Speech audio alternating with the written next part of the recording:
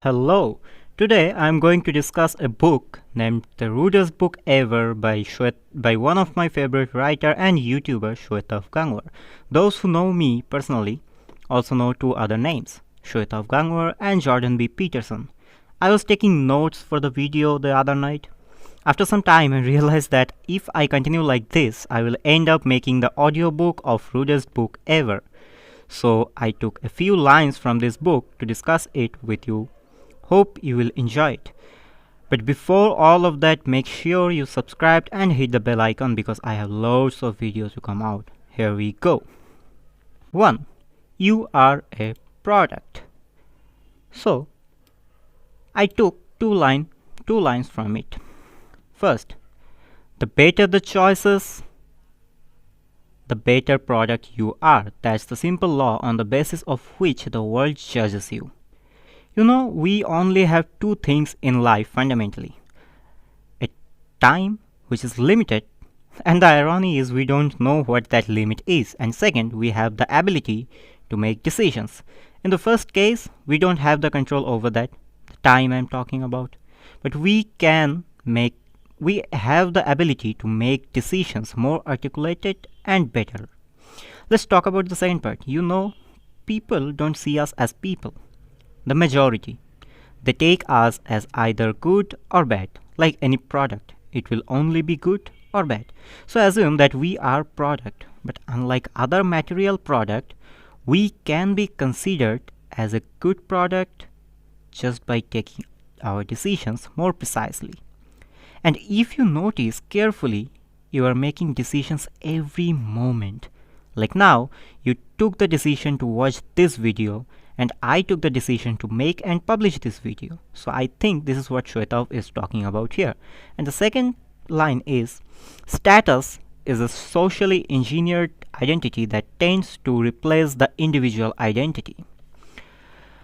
We have a hierarchy in our society, which is based on material thing that we acquire, the money we got, and so on.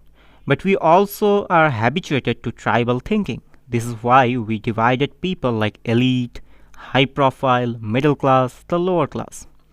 It's tribal mindset because when you take yourself or anyone as a part of any group or tribe, you unknowingly think that whatever happening in this tribe or group is good or okay. Or I cannot go against my tribe or group because of our desire to belongingness.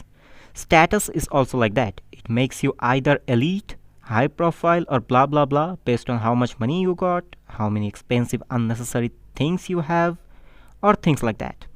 It stops you from being a proper individual. Then you are a part of a group, not a free individual. Let's move on to chapter 2. You know you want to be special. Having practical expectation from the world will make you more self-reliant and less reliant on the good words of others. This will save you from constantly trying to please people and feeling miserable when you fail. You know, when you maintain a connection with praise, you will have a connection with bad words. It's two sides of one coin. I'm not talking about feedback or constructive criticism. They're different. You will know who is criticizing you sensibly and who is just spreading hatred. So don't expect unrealistic things from pain. If you do, you will have to bear unbearable pain. Expect that if you post something, some content or anything, some will like it, some won't. You should focus on the people who like it and leave others who want good for you will try to criticize you from a human level. They won't shit on you. They won't hurt you intentionally. Remember, expectation can be very painful if it is unrealistic and based on fantasies. Then, chapter 4. People are weird. You know a lot of sensible things, but the reason why you don't apply them is because you don't understand them. To understand something, it must come from the reasoning of your own mind. Knowledge can be borrowed, but you can't borrow understanding. Once you reach a conclusion, deliver, derived from your thinking, it is called a realization. And once you realize something, your perception changes about it once and for all. And that perception remains locked down until another realization impacts it. That's the process of learning and growing.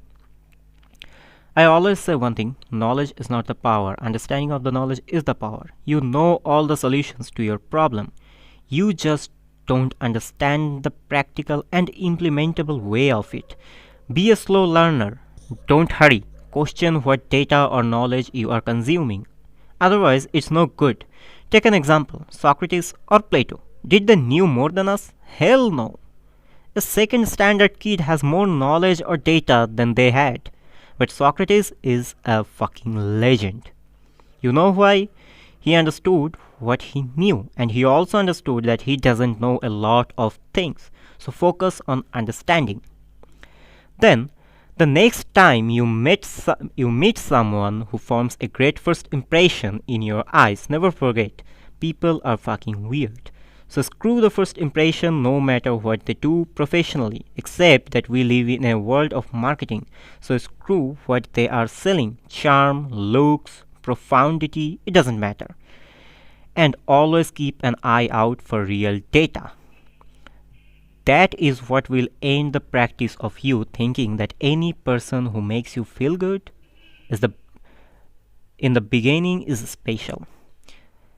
Actually, the people you think are perfect or living a perfect life, let me tell you a secret: they are just projecting it. They also have something fucked up going on. You just don't have a clue about that. Try to observe. Remember, you don't know a person's whole life 100%. It is very silly and illogical to form a judgment about someone's life or appearance when you don't even have all the fucking data. You are just fucking your own mind by forming unreliable judgment and fantasies. So, be selective. Keep an eye for real data, like Shwetabh said. And then, chapter 9. Choose satisfaction, not happiness. You want to be a part of something. You want to be accepted. On the other, choosing what interests you requires you to say fuck that to all of the above. That's what individuality is: breaking out of the group identity and becoming your own person. We already talked about it. You don't say what you think, you don't do what you love, because most probably it will cost you to go against the tide. But this is the only way to stand out and becoming an individual, a person of your own. I'm not saying you should break all the bonds you have with people. I'm pretty sure Shwetabh is also not saying that. It's very simple. The majority is not synonymous with the right. The majority can be wrong, and the minority doesn't always mean wrong. The minority can be right, and the minority is often right. Here is your chance. Stand out and become unstoppable.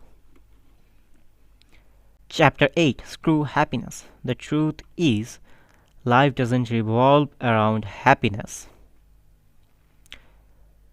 Life is a lot of things that have nothing to do with happiness.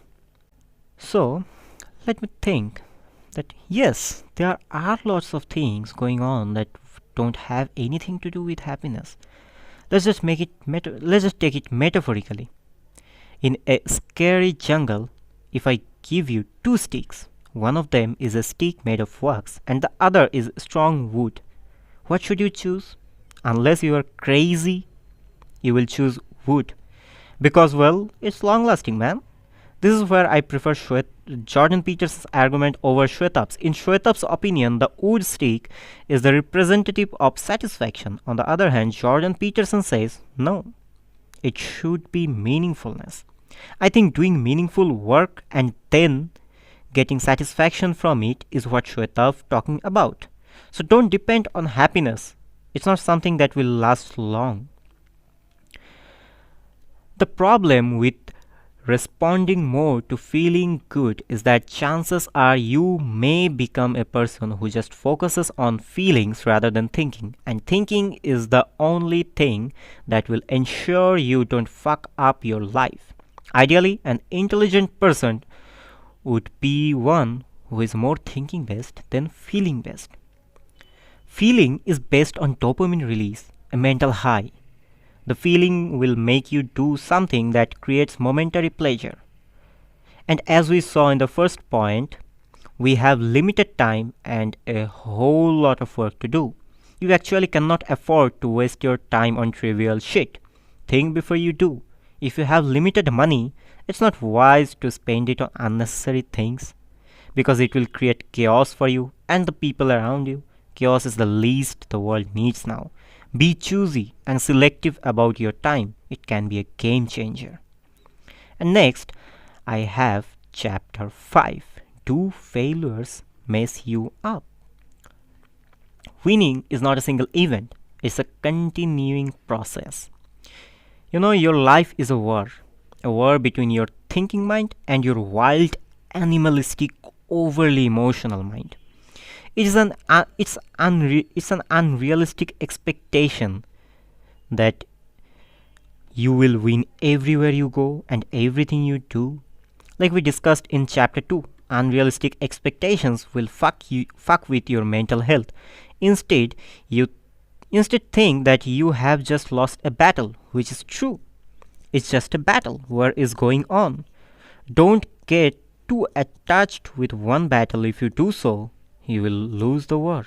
Better to take the lesson and move on and fight the next battle head on.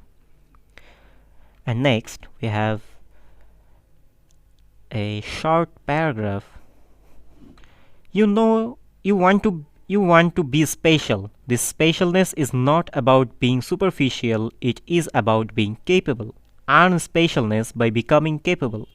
Once you have decided to become capable, start seeing whatever you are doing as a challenge. The mindset of looking at things as challenges appeals directly to your ego.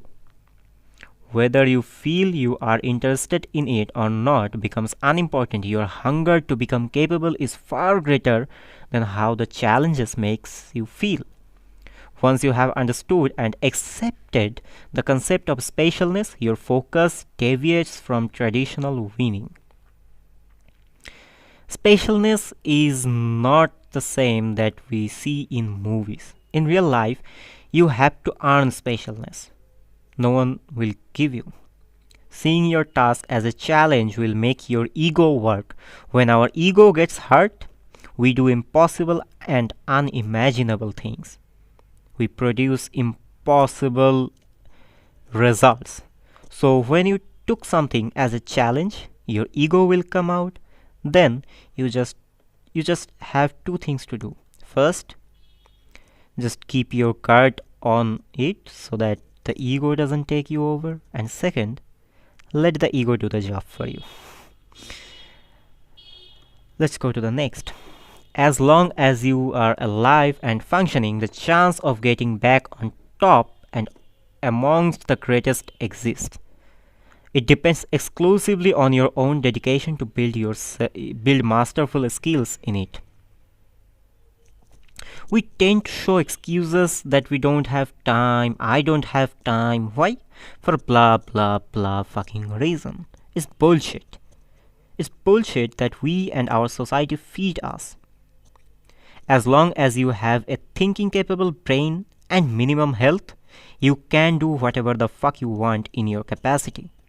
Just create a sense of definiteness and do the work you have to do with patience.